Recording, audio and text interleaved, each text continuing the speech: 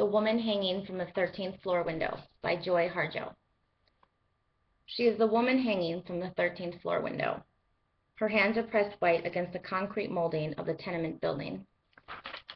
She hangs from the 13th floor window in East Chicago, with a swirl of birds over her head. They could be a halo or a storm of glass waiting to crush her. She thinks she will be set free.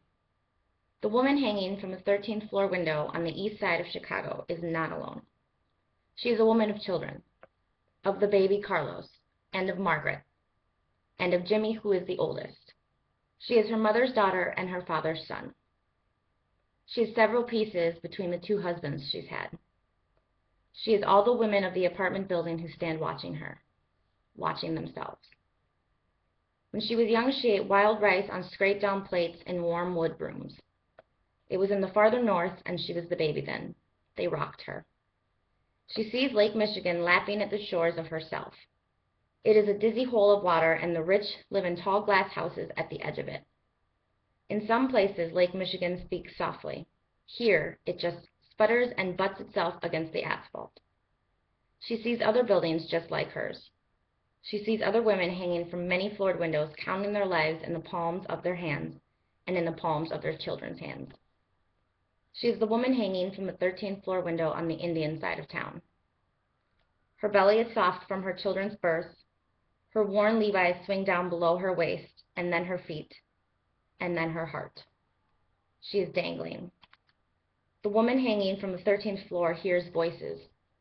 They come to her in the night when the lights have gone dim. Sometimes they are little cats mewing and scratching at the door. Sometimes they are her grandmother's voice. And sometimes they are gigantic men of light whispering her to get up, to get up, to get up. That's when she wants to have another child to hold on to in the night, to be able to fall back into dreams. And the woman hanging from the 13th floor window hears other voices. Some of them scream out from below for her to jump. They would push her over. Others cry softly from the sidewalks, pull their children up like flowers, and gather them into their arms. They would help her, like themselves. But she is the woman hanging from the 13th floor window, and she knows she is hanging by her own fingers, her own skin, her own thread of indecision.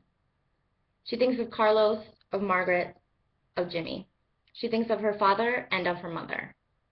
She thinks of all the women she has been, of all the men.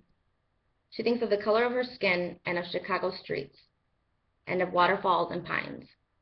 She thinks of moonlight nights and of cool spring storms. Her mind chatters like neon in north side bars. She thinks of the 4 a.m. loneliness that have folded her up like death, discordant, without logical and beautiful conclusion. Her teeth break off at the edges. She would speak. The woman hangs from the 13th floor window crying for the lost beauty of her own life. She sees the sun falling west over the gray plain of Chicago. She thinks she remembers listening to her own life break loose as she falls from a 13th floor window on the east side of Chicago, or as she climbs back up to claim herself again.